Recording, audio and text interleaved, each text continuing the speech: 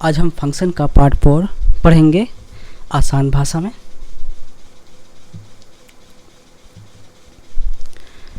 Basic polynomial function, कल हम लोगों ने पढ़ा था पॉलिनोमियल फंक्शन के बारे में, उसका बेसिक्स हम लोग पढ़ते हैं। सबसे पहला फंक्शन पढ़ना है आइडेंटिटी फंक्शन। इसका नाम से भी क्लियर है कि इसका नाम है आइडेंटिटी, यानी कि इसमें वैल्यू ऑफ एक्स जो होगा वही वैल्यू ऑफ एफ एक्स होगा, मतलब सेम रिजल्ट आ रहा है, इसलिए इसका नाम है आइडेंटिटी फंक्शन। चलिए आगे देखते हैं। जैसे एक टेबल हमने बनाया है, इसमें ये x का टेबल है इस रो में, और ये एफ एक्स का टेबल है। x में -4 जब वैल्यू है तो इसकी वैल्यू -4 है, -3 तो -3 वैल्यू है, -1 -1 आ रहा है, 0 जब यह 0 होगा तो एफ एक्स भी 0 1 1 2 2 3 3, ठीक है। इसलिए इसको कहते हैं हम लोग आइडेंटिटी फंक्शन। सेम जो है ये पहला रो दूसरे रो दोनों एक ही जैसा है, ठीक है। अब आगे देखिए, अब इसे हम ग्राफ से समझते हैं, ग्राफ की इमेज से समझते हैं। एरो लाते हैं। जैसे देखिए ये हम लोग के सामने एक ग्राफ है, ठीक है। उन सारे पॉइंट्स को जो हम लोगों ने वहाँ देखा था, ये इस पॉइंट्स को हम लोग इस ग्राफ पे लाते हैं। जैसे यहाँ देखिए सेम चीज़ मैंने वहाँ बताया था, यहाँ -4 है तो इसकी वैल्यू भी -4 आ रही है, -3 है तो ये -3 -1 -1 0 0 1 1 2 2 3 3, ठीक है। अब इसे हम अप्लाई करते हैं और इस ग्राफ में देखते हैं। आप यहाँ देख रहे हैं कि ये एक्सिस है, X axis and Y axis, ठीक है। और ये सब पॉइंट्स है जो हम लोगों ने पीछे जो टेबल बनाया था वो सब ये पॉइंट दिख रहा है। आपको ये लग रहा है ना कि ये एक ही सीधी में है, एक लाइन में है ना। आप देख सकते हैं, जैसे यहाँ देखिए ये 0 पर है 0, अगर इसकी वैल्यू 1 थी तो y पर भी 1 है।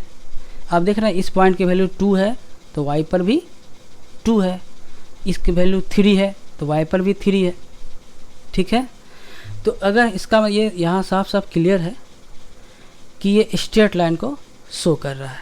अब इस ग्राफ में हम देखें, इसको मिलाएंगे तो एक स्ट्रेट लाइन को शो करेगा। ये अच्छे से क्लियर है। अब देखिए हम लोग यही पढ़ रहे थे तो वो शर्मा जी आ गए। शर्मा जी वही शर्मा जी जिनका वेट जो है वो 250 kg का था, ठीक है। रुकिए पॉइंटर्स लाते हैं। इन्होंने कहा कि सर आपने तो बहुत पीछे पढ़ाया, डोमेन होता है, रेंज होता है, यहाँ तो ऐसी कोई बात ही नहीं की। तो रुकिए शर्मा जी, आपको मैं सारा चीज़ को यहाँ बताता हूँ। शर्मा जी को बोले कि नहीं सर, आपने बताया था यहाँ पर डोमेन था, यहाँ को डोमेन था और इससे सब रिलेटेड था, और ये रेंज था, यहाँ 1 2 3 रेंज हुआ करता था। उस टाइप का बात आप यहाँ बताइए, चूँकि ये भी आप बता रहे हैं फंक्शन है तो इसका भी कुछ ना कुछ रेंज होगा, इसका भी डोमेन होगा। शर्मा जी रुकिए, मैं आपको आगे बताता हूँ। जो पीछे हम लोगों ने देखा था ये ग्राफ आपके सामने है।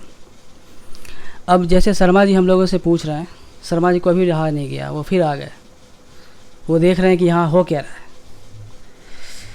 तो चलिए शर्मा जी को हम लोग समझाते हैं। अब यहाँ देखिए कि ये जो ग्राफ है ये लाइन का ग्राफ है। आप यहाँ देख रहे हैं कि इस पर x की वैल्यू हम पुटअप कर रहे हैं तो y रिजल्ट आ रहा है, ठीक है। तो x पर ये जितना ही पॉसिबल वैल्यू हो सकता है वो उसका डोमेन कहलाता है। आप देख रहे हैं ना यहाँ पर, यहाँ -∞ होगा, यहाँ +∞ है, उसके बीच वैल्यू है, सारे वैल्यू को ये सस्टेन कर रहा है। जैसे इस पॉइंट के लिए देखिए आप x का कुछ न कुछ x का वैल्यू है, इसकी वैल्यू के लिए यहाँ पर इसका रिजल्ट आ रहा है। जैसे 7 है, -7 है, इसका रिजल्ट यहाँ आ रहा है, ठीक है। तो शर्मा जी को हम लोग समझा सकते हैं कि शर्मा जी को बोलेंगे शर्मा जी अभी देखिए आप ऐसे समझिए कि ये आपका बता रहा है डोमेन और ये को डोमेन है, और इसमें ये जो है रिलेटेड है हमारे रेंज से, ये फंक्शन दिखा रहा है।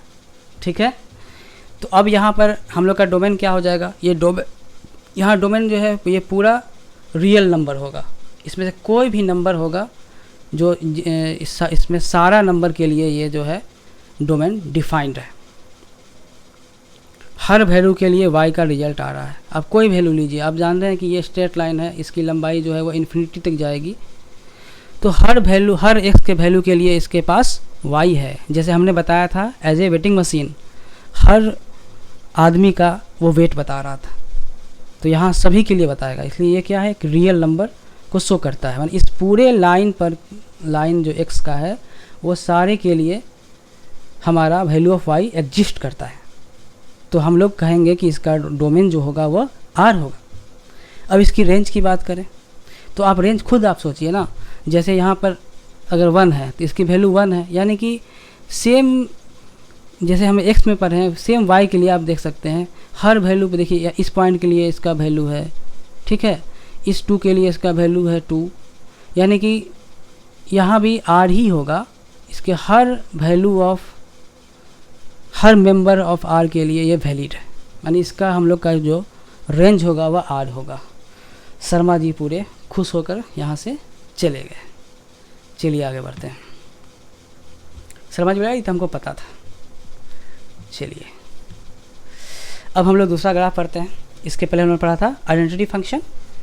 अब ये देखिए यहाँ पर क्या है, F X equal to X का होल स्क्वायर। मैंने कोई भी वैल्यू हम यहाँ पर पुट करेंगे, यहाँ पर ये मेरा इंडिपेंडेंट है, इसमें पुट करेंगे तो इसका जो स्क्वायर होगा वो एफ एक्स होगा। ठीक है, हम इसको टेबल से समझते हैं। जैसे यहाँ देखिए एक्स का किसी वैल्यू का स्क्वायर कर रहे हैं तो एफ एक्स, जैसे -4 यहाँ रखें तो -4 का स्क्वायर 16, -3 का स्क्वायर 9 एंड सो ऑन। आप यहाँ पर देख रहे हैं कि यहाँ जो सेकंड रो में है इस सभी का स्क्वायर है फर्स्ट रो। ठीक है, अब देखिए इसको हम लोग ग्राफ से समझते हैं। ग्राफ को समझाने के लिए एरो लाना पड़ेगा। चलिए ग्राफ देखिए, उस सारे पॉइंट्स को हम लोग पॉइंट में भरते हैं, फिलअप करते हैं टेबल में। आप देख रहे हैं ना, -4 के लिए 16 है, -3 के लिए 9 है, -1 के लिए 1 है, 0 के लिए 0 है एंड सो ऑन। ठीक है, इसका मतलब x का स्क्वायर y है। अब इस सारे पॉइंट को हम लोग अप्लाई करते हैं और हम लोग यहाँ पर कर्व में आप देखते हैं, आप देख रहे हैं ना एक खास पैटर्न है। अगर हम ऐसे ऐसे पॉइंट को मिलाते हैं, ऐसे मिलाते जाएंगे तो एक खास फिगर हम लोग के सामने बनेगा। चलिए इसको देखते हैं कैसा फिगर बना। इसके लिए हम लोग इसको ड्रॉ करते हैं। आप देख रहे हैं ना ये एक ऐसा फिगर बन रहा है।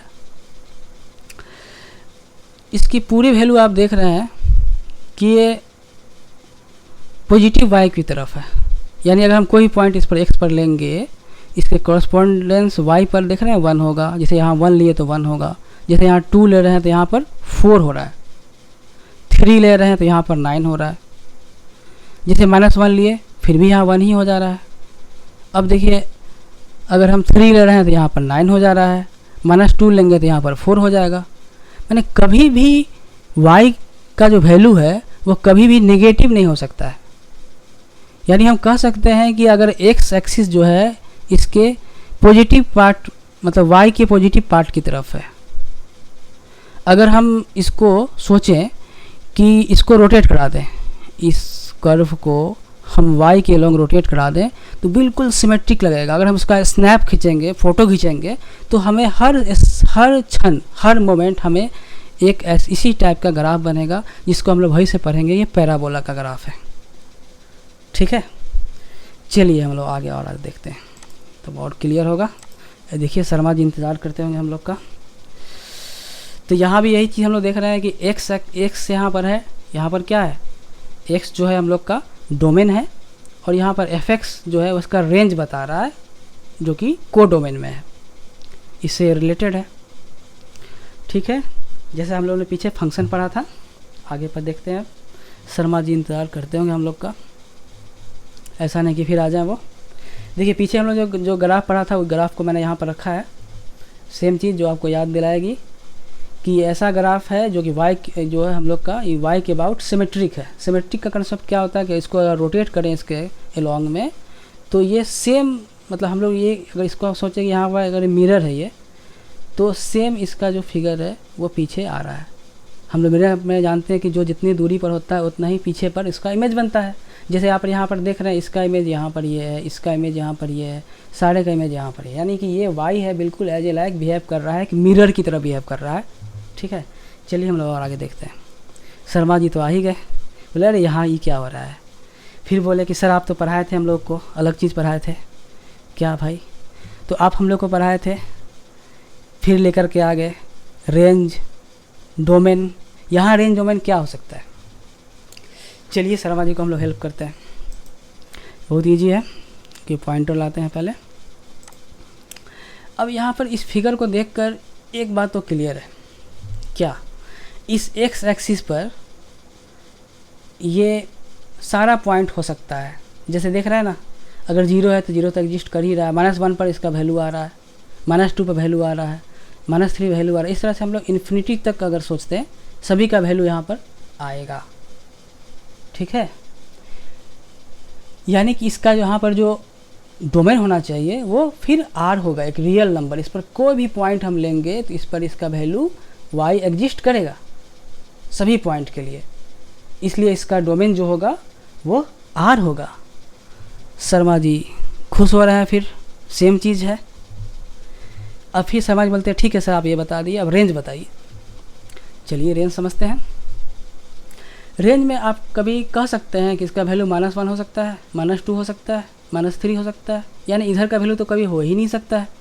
यानी कि वो सारा ऊपर का जो पार्ट है 1 2 3 4, इसमें से कुछ सारा पार्ट हो सकता है, लेकिन नीचे का पार्ट तो नहीं हो सकता है।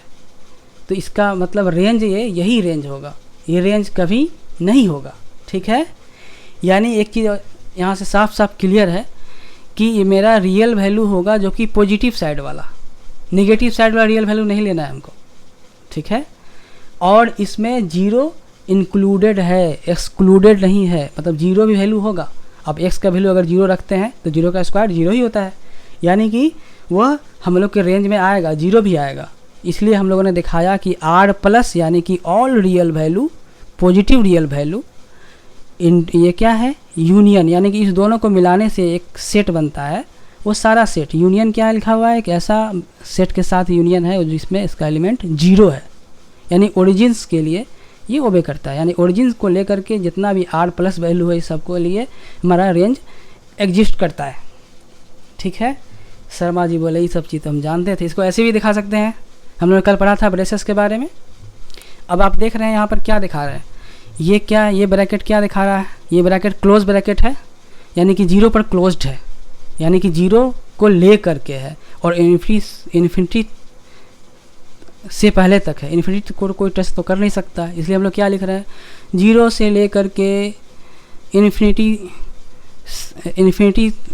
मतलब आप यहाँ कह सकते हैं कि 0 से इन्फिनिटी तक, और इन्फिनिटी तक कोई टच करेगा नहीं, इसलिए इसको ऐसे हम शो करते हैं। मैंने कल ही बताया था कि इन्फिनिटी जब भी आता है तो कभी भी यहाँ पर क्लोज ब्रैकेट नहीं होता है। क्लोज ब्रैकेट लिखना गलत होगा।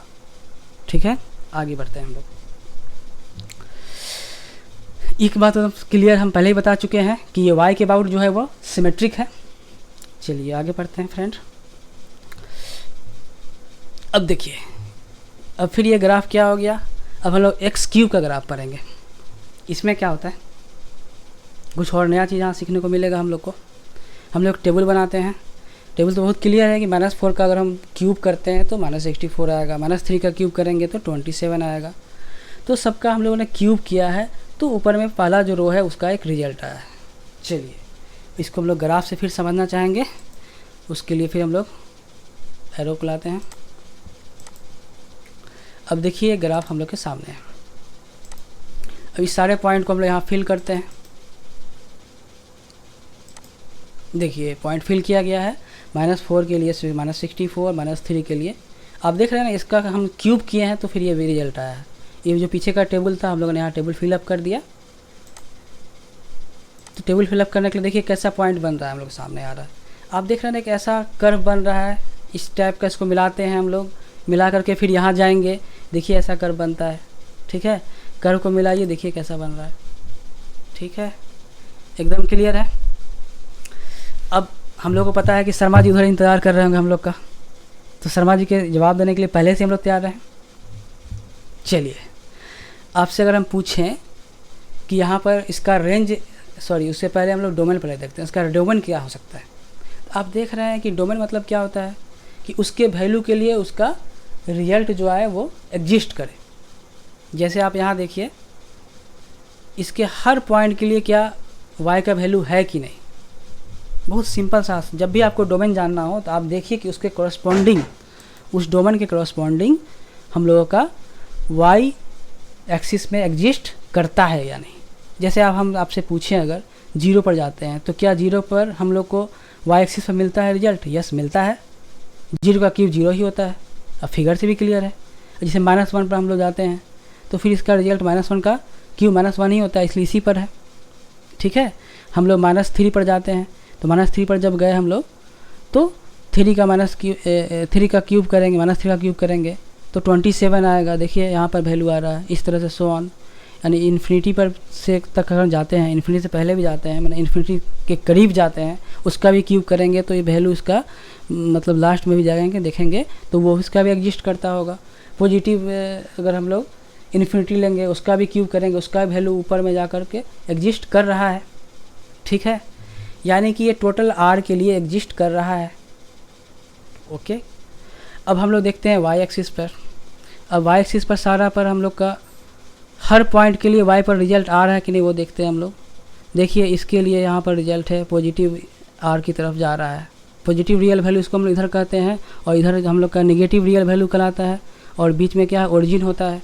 तो हम लोग देख रहे हैं ओरिजिन तो एग्जिस्ट कर ही रहा है और पॉजिटिव आर की तरफ जा ही रहे हैं हम लोग। कोई हर पॉइंट लीजिए, यहाँ -3 लीजिए या 3 + 3 लीजिए, देखिए इसके लिए एग्जिस्ट करता है कि नहीं करता है, यानी ये तो एग्जिस्ट कर रहा है। अब हम इधर जाते हैं, देखिए सबके लिए इधर भी एग्जिस्ट कर रहा है, यानी कि हम लोग -r भी हो गया, +r भी हो गया और 0 भी हो गया, यानी कि टोटल हम लोग r बोल सकते हैं। यानी कि इसका डोमेन और रेंज दोनों r ही है, r यानी कि रियल नंबर है। चलिए अब हम लोग आगे बढ़ते हैं। इस ग्राफ को हम ला के यहाँ रखते हैं, सेम चीज़ जो पीछे मैंने बताया है। देखिए शर्मा जी फिर आ गए, पता था हम लोग को, हम लोगों ने पहले ही सॉल्व कर लिया है। अब ये हम लोग से पूछेंगे कि डोमेन यहाँ पर क्या है, यहाँ रेंज क्या है। चलिए इनको हम लोग बताते हैं। डोमेन यहाँ R होगा, ये तो बताएंगे हाँ हमको पता था, लेकिन हम लोग को अभी सही में पता है कि R कैसे हुआ, क्योंकि हर वैल्यू ऑफ x के लिए ये एग्जिस्ट करता है, यानी ये रियल नंबर के लिए एग्जिस्ट करता है, इसलिए इसका डोमेन जो होगा वो R होगा। अब रेंज पर आते हैं। रेंज इसका y एक्सिस पर का हर पॉइंट के लिए हम देख रहे हैं इसका कॉरस्पॉन्डिंग x वैल्यू है, माने हर x वैल्यू के लिए y है और हर y के लिए हमारा यहाँ पर x है, तो इसका रेंज हो गया वो रियल नंबर हो गया। बहुत क्लियर है। अब यहाँ पर एक चीज़ क्लियर की है कि ये भी सिमेट्रिक है क्या किसी की चीज़, किसी के अगेंस्ट में। तो हम देख रहे हैं कि अगर हम सोचें कि ये ओरिजिन है, ये ओरिजिन के अलोंग जो है, ये जो है अपोजिट क्वाड्रेंट में, ये क्या सिमेट्रिक है कि नहीं? एकदम है, क्योंकि आप देखिए इसके अलोंग ये सिमेट्रिक है, इसके अलोंग जैसा इधर फिगर गया है जितना दूरी पर, उसी तरह से यहाँ पर है। जैसे यहाँ देखिए इस पॉइंट के लिए इधर पॉइंट है, ये इस पॉइंट के लिए इधर पॉइंट है। रुकिए हम लोग पॉइंटर लाते हैं। आप देख रहे हैं ना, इस पॉइंट के लिए करस्पॉन्डिंग यहाँ पॉइंट है। जैसे हम लोग ऊपर जाते हैं तो इसके करस्पॉन्डिंग यहाँ पॉइंट है। तो हम कह सकते हैं कि ये ओरिजिन के अबाउट जो है वह सिमेट्रिक है। ऐसा फिगर जब भी होगा तो हमारे मन में ये पॉइंट आना चाहिए। जैसे आपसे कोई जब भी फिगर आए x3, तो आपके फिगर मन में ये फिगर बनना चाहिए कि x3 होगा वो पॉजिटिव साइड में, मतलब ये फर्स्ट क्वाड्रेंट में वो इस तरह से होगा। देखिए इसका स्लोप इस तरह से है। आप देख रहे हैं, ऐसा लग रहा है ना कि पैराबोला का फर्स्ट पार्ट है जो पीछे हम लोग x² में पढ़े थे। लेकिन इसका जो नेगेटिव पार्ट में जब इस साइड में था ये ऊपर था, लेकिन इसका ये क्या है, इसी का बिल्कुल अपोजिट में ये इधर बना हुआ है। हम लोग पढ़ेंगे कैसे हम लोग शिफ्ट करके बनाएंगे, ट्रांसपोजिशन जब हम लोग पढ़ेंगे, ट्रांसफॉर्म करना पढ़ेंगे, उसमें हम लोग इससे भी बनाना सीखेंगे। लेकिन फ़िलहाल हम लोग यही जाने कि ये एक्स क्यूब है जो वाई के अबाउट जो है, वाई के अबाउट नहीं, ओरिजिन के अबाउट सिमेट्रिक है। फिगर से क्लियर है। ऐसा फिगर कहीं भी हो तो आप बता सकते हैं कि ओरिजिन के अबाउट सिमेट्रिक है। कैसे सिमेट्रिक है वो भी मैंने बता दिया। चलिए आगे देखते हैं। तो हम लोगों ने देखा सबसे पहला कि ये y इक्वल टू एक्स का जो फिगर था वो लीनियर था, सभी को हम लोग कंबाइन करते हैं। अब देखिए ये पैराबोला का ग्राफ आया था, देखिए इसमें हम लोग देखे थे y equal to x square करने पर ये फिगर बनता है। अगला फिगर देखिए ये क्या है, अभी हम लोग पढ़ा है ना एक्स क्यूब का, y equal to X cube का। अब देखिए इस तीनों में कुछ खास रिलेशंस टाइप का बना हुआ है, लेकिन हमको तो क्लियर हो रहा है कि फिगर 1 और फिगर 3 के बीच में बहुत बड़ा रिलेशन, मैंने कुछ ना कुछ सिमेट्रिक टाइप का है। देखते हैं। अब आप यहाँ पर देखिए जैसे ये लाइन है, आप देख सकते हैं ये पॉइंट है, इसके बिल्कुल कॉरस्पॉन्डिंग ये पॉइंट है कि नहीं, इस पॉइंट के कॉरस्पॉन्डिंग ये पॉइंट है कि नहीं। और आप देख रहे हैं ना कि हम लोग अगर फर्स्ट क्वाड्रेंट में है तो चल जा रहे हैं थर्ड क्वाड्रेंट में, यानी कि फर्स्ट क्वाड्रेंट का हम लोग अपोजिट होता है थर्ड, सेकेंड का होता है फोर्थ। तो हम लोग कह सकते हैं कि ये जो लाइन है ऊपर वाला वो नीचे वाला लाइन के सिमेट्रिक है, यानी कि ये ओरिजिन के अबाउट ये सिमेट्रिक है, या हम लोग कह सकते हैं कि अपोजिट क्वाड्रेंट के अबाउट सिमेट्रिक है। अब यहाँ भी सेम चीज़ देखिए, यहाँ भी हमें बताया था आपको, जैसे ये पॉइंट है, जैसे इस पॉइंट के लिए यहाँ पॉइंट है करस्पॉन्डिंग, इस पॉइंट के लिए यहाँ पॉइंट है, यानी सभी पॉइंट के लिए करस्पॉन्डिंग। लेकिन ये देख रहे हैं ना ओरिजिन के अबाउट सिमेट्रिक है। या हम यहाँ ये भी कह सकते हैं कि ये जो है दो अलग अलग क्वाड्रेंट के अबाउट जो अपोजिट है इसके अबाउट सिमेट्रिक है। तो इस दोनों में एक समानता मिली, लेकिन ये बीच का है वो उसमें समानता थोड़ी अलग दिख रही है, इस दोनों की समानता नहीं है। आप देख रहे हैं ना ये एक एक्स स्क्वायर है, यानी यहाँ नेगेटिव की बात कभी आ ही नहीं सकती है। जैसे आप यहाँ पर 1 रखते -1 रखेंगे तो इसकी वैल्यू -1 हो जाएगी, यहाँ भी -1 रखेंगे तो इसकी वैल्यू -1 हो जाएगी, लेकिन यहाँ पर -1 को क्या कर देगा, वो पॉजिटिव बना देगा, स्क्वायर करेगा। तो ये तो क्लियर है कि ये नीचे का जो कर्व इधर इस टाइप का अगर होता, इसको ये स्क्वायर करके पॉजिटिव साइड में ले गया है। अब ये अगर ये से ग्राफ आता और यहाँ से इस तरह से इधर निकल जाता तो हम कहते हैं कि ये सिमेट्रिक अबाउट ओरिजिन है, लेकिन ऐसा नहीं हुआ। ये चूँकि आप जान रहे हैं ना, जो भी नेगेटिव को ये पॉजिटिव कर देता है। जैसे -1 का स्क्वायर कर दिया पॉजिटिव बना दिया, -2 का स्क्वायर कर दिया 4 बना दिया, -3 का स्क्वायर कर दिया 9 बना दिया। यानी आप देख रहे हैं जो भी नेगेटिव को है उसको स्क्वायर करके ये पॉजिटिव बना देता है। तो यानी कि ये जो हम लोग का ग्राफ मिला वो हम लोगों का इस वाई एक्सिस के अबाउट जो है वह सिमेट्रिक है, ठीक है। तो ये अलग ही प्रजाति, अगर x4 भी रहता हम लोग का तो वो भी सेम स्टोरी करता, ये भी y के अबाउट ही सिमेट्रिक होता। तो दो अलग अलग तरह का फंक्शन मेरे सामने दिख रहा है, ठीक है। एक फंक्शन ऐसा दिख रहा है कि जो कि सिमेट्रिक अबाउट अपोजिट क्वाड्रेंट है, या कि ओरिजिन कह सकते हैं, ये और ये फिगर 1 और फिगर 3। और एक अलग तरह का चीज़ मिल रहा है सिमेट्रिक अबाउट वाई एक्सिस, ठीक है। दो अलग अलग प्रजाति हमारे सामने मिल रही। हम इसी को कहते हैं, इसको हम लोग ऑड फंक्शन कहते हैं, जो कि ओरिजिन के अबाउट सिमेट्रिक होता है, ये आपके सामने है। लेकिन ये क्या है, इवन फंक्शन है, जो कि हमेशा आप देखिएगा कि वाई के अबाउट सिमेट्रिक होगा। चलिए हम इसको आगे पढ़ेंगे ऑड इवन।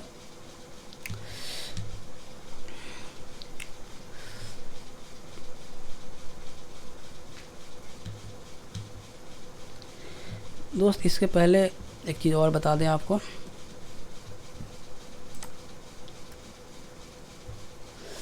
इसी फिगर पर आते हैं पहले और डिटेल से हम लोग पढ़ेंगे।